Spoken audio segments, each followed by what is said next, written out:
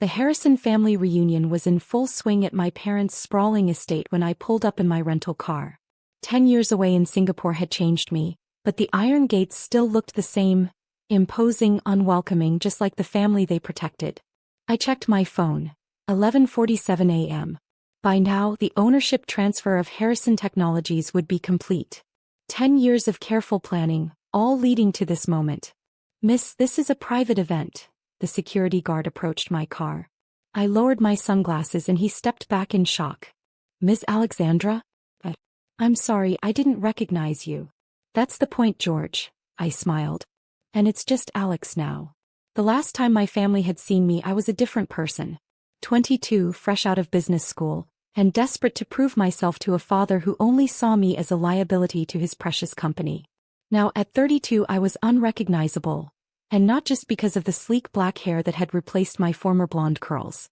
As I walked toward the garden party, my Louboutins clicking against the cobblestone path, I heard the familiar voices that had haunted my dreams for a decade. "The merger's finally complete," my father's booming voice carried across the lawn. "Harrison Technologies is now part of Global Corporation. They're keeping me on as CEO, of course. Couldn't run the place without a Harrison at the helm. If only he knew." "Alexandra." My mother's false brightness cut through the crowd as she spotted me. What an unexpected surprise. The chatter died down as heads turned. My younger brother James nearly dropped his champagne glass. My sister-in-law Meredith whispered something to her country club friends. Dad's face turned that particular shade of red I remembered so well. "Hello, Mother," I said coolly. "Father. Quite a celebration you're having." "You weren't invited." Dad stepped forward, his custom suit stretching across his broadened midsection. 10 years had added weight to his frame but none to his wisdom. "This is a family gathering." "Really?" I accepted a champagne flute from a passing waiter. "And here I thought it was a business celebration. The merger with Global Corp, isn't it?" James moved to stand beside our father. "How do you know about that?" "The announcement isn't public until tomorrow." I checked my watch again. "Actually, the announcement went out 7 minutes ago. Check your phones." The garden erupted in a chorus of notification chimes. I watched as my father's face went from red to white as he read the press release. This is wrong," he stammered. "The announcement says, but that's impossible." "What is it, Richard?" Mother grabbed his phone, her carefully maintained composure cracking as she read. "Global Corp. Acquired by East Asian Holdings. Effective immediately." "Pie company," Dad's voice was barely a whisper. "They sold my company?" "Not exactly." I took a slow sip of champagne. "East Asian Holdings acquired Global Corp 3 months ago.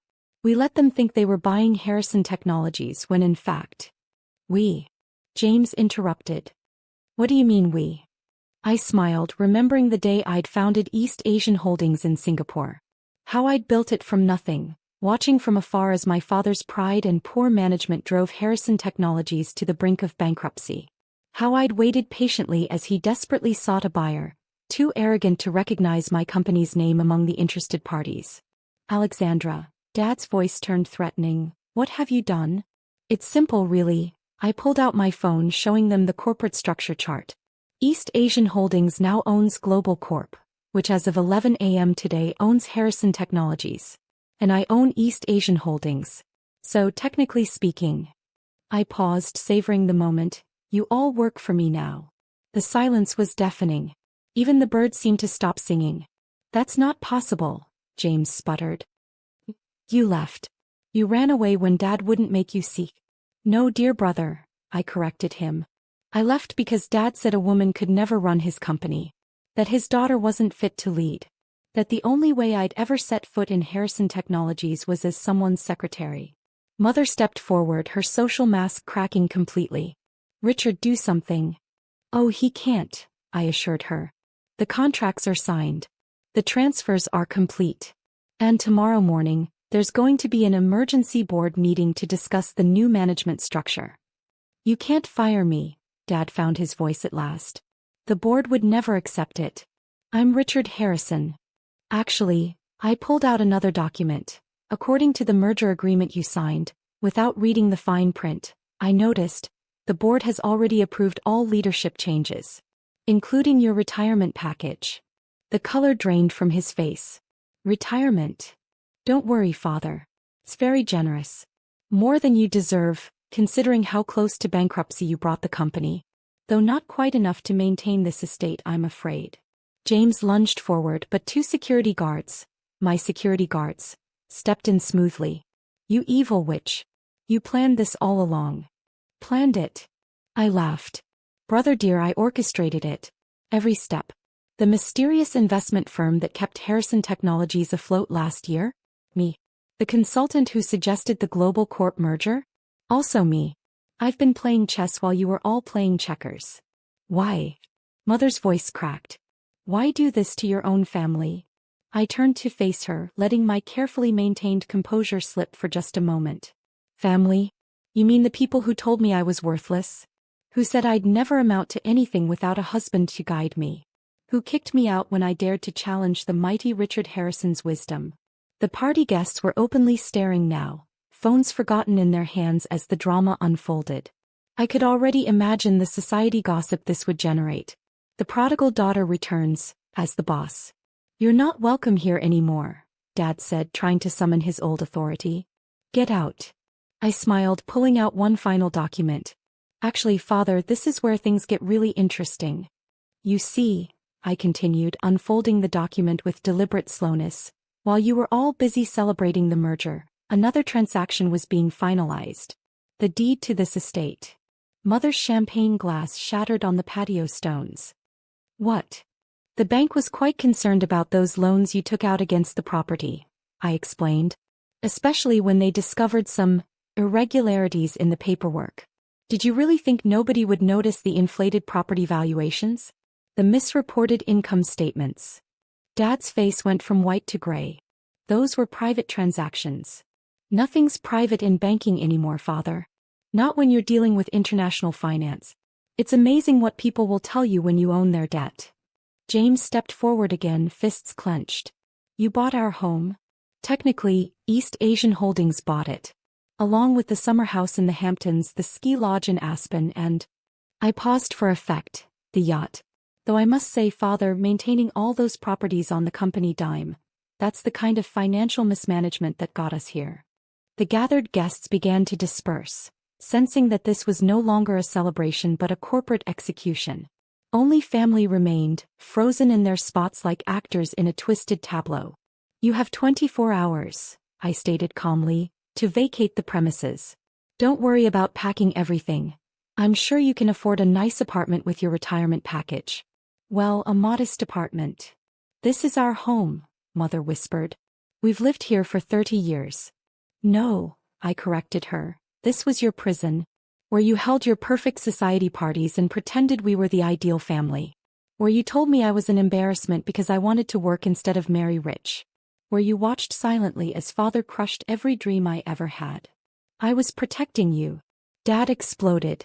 The business world would have eaten you alive. I laughed, the sound echoing across the now empty garden. The business world did eat me alive, Father. And I emerged stronger. Every rejection, every humiliation, every night I spent sleeping on office floors in Singapore, they all led to this moment. What about me? James demanded. I'm still VP of Operations. Not anymore, I checked my phone. Your resignation was processed an hour ago. Though given the audit our team just completed, you might want to hire a good lawyer. Those consulting fees you've been paying to your offshore account? Not as clever as you thought. He fell back, face ashen. Meredith, who had been quietly inching away, suddenly turned and ran toward the house. Don't bother packing the jewelry, Meredith, I called after her. Those pieces you claimed were family heirlooms when you insured them? The ones actually bought with company funds? They're being repossessed as we speak. Mother stepped forward, trying one last time. Alexandra, darling, surely we can discuss this. We're family. Family. I turned to her, letting 10 years of pain surface. Was it family when you told me I was ruining the Harrison name by wanting a career? When you set me up on dates with your friends' sons instead of supporting my business plans? When you stood by and watched Father destroy every opportunity one created for myself? I was trying to protect you too, she whispered. No, you were protecting your social status. Your perfect family image. Well, congratulations, You'll be the talk of the country club now. I motioned to my security team, who began posting eviction notices around the property. The sound of their staple guns punctuated the heavy silence. The board meeting is at 9 a.m. tomorrow, I announced. Father, you'll be expected to hand over all company materials and access credentials. James, the forensic accountants would like to speak with you about those consulting fees. Mother, the estate inventory team will arrive in an hour. And then what? Dad asked, his voice hollow. You destroy everything we built? No, I replied softly. I rebuild everything you destroyed. Harrison Technologies was once a respected name in innovation. Before you turned it into your personal piggy bank. Before you started caring more about appearances than excellence. I turned to leave, then stopped. Oh, and one more thing. The company name changes tomorrow. No more Harrison Technologies. What will you call it? James asked bitterly. Phoenix Industries, I smiled.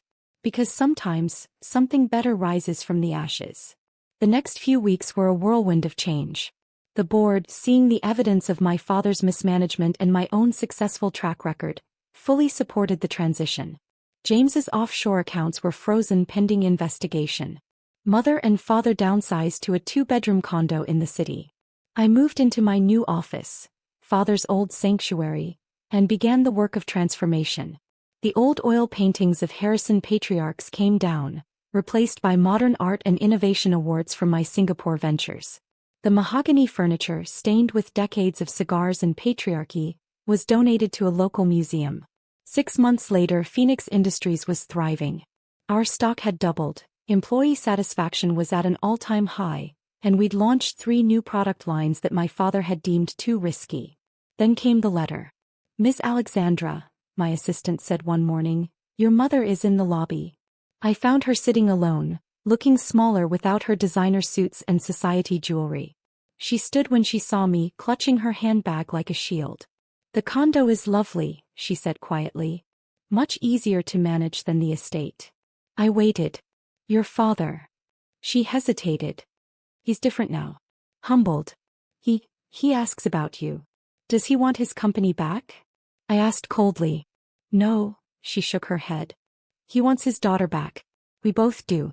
I've learned, that we were wrong. About everything. I studied her face, looking for the manipulation I'd grown up with.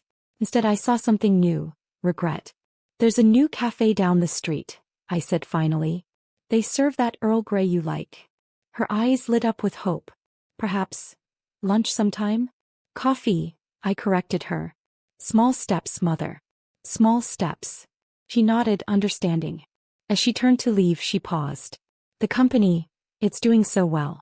You've made it better than it ever was. That's because I built it on merit, not manipulation. On innovation, not inheritance. After she left, I walked to the window of my office, looking out over the city. The Harrison name might be gone from the building, but something stronger had taken its place. Something built on determination, not dynasty. My phone buzzed, a text from my father. I was wrong. About everything. I'm sorry. I saved the message but didn't respond. Some bridges take longer to rebuild than others. Some wounds need more than words to heal. But as I sat at my desk reviewing plans for our next expansion, I smiled. The scared young woman who'd fled to Singapore was gone, replaced by someone stronger. Someone who'd learned that the best revenge isn't destruction, it's success.